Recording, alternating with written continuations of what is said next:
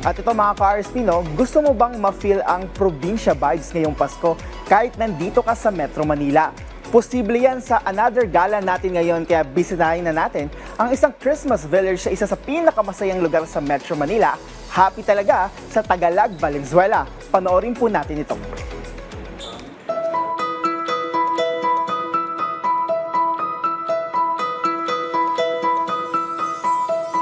Dear Santa, higit pa sa mga material na bagay na iyong ibibigay, may mas nais pa kaming matanggap ngayong Kapaskuhan. Mga ngiting nagbibigay ng kapayapaan, handaan na sabay-sabay nating pagsasaluhan, at ang pagdiriwang ng sama-sama na puno ng kasiyahan. Kaya ngayong Kapaskuhan, biyahe tayo sa isa sa pinakamasayang lugar sa Metro Manila. Dahil happy talaga sa Tagalog, Valenzuela. Mula Monumento, sakay lang tayo ng jeep na biyaheng Malanday at bumaba sa G. Lazaro Street sa halagang 18 pesos. Pagkababa, diretso ka na sa pila at 60 pesos na tricycle naman papunta sa Tagalog Road. Sabihin mo lang kay Manong na sa Christmas Village ang punta and get ready sa Paskuhan ng Palaisdaan. Ngayon, nandito tayo sa Christmas Village. Isa sa dinadayo pag pumunta ka rito sa Tataselo. Nasa Manila ka, pero para kang nasa province. Makikita nyo naman yung ambience natin. Talagang marerelax lahat ng pupunta. Marerelax na, mabubusog pa.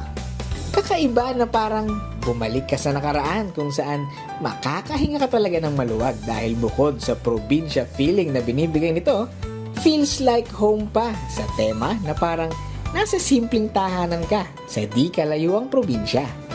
Sa restaurant naman natin, sir, pagka gusto natin sa kubo, may consumable tayo, sir, na 2,500. Good for 6 to 8 packs na siya. Pero kagandahan naman, sir, consumable, then choice nyo yung foods nun. Sulit na sulit dahil mabubusog ka talaga sa mga ihahain sa kainan. Pero may dapat ka pang abangan dahil hindi lang yan ang panlaban. Dahil dito sa Valenzuela, damang-dama ang Kapaskuhan. 100 pesos lang ang entrance sa Christmas Village nila at mae-experience mo na ang Kapaskuhan sa ganda ng mga pailaw at iba't ibang activities na perfect for kids at kids at heart. Pag pumasok tayo dito, 100 per head.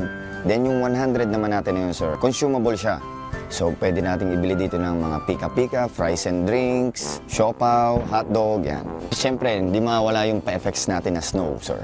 Yan, number 1 yan, attraction natin dito sa Christmas Village.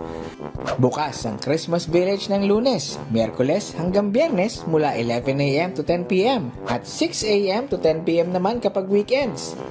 Kaya pasok na pasok sa holiday season kung saan busog na busog ka na, memorable pa ang saya ng buong pamilya. So paano? Dadayuhin nyo ba?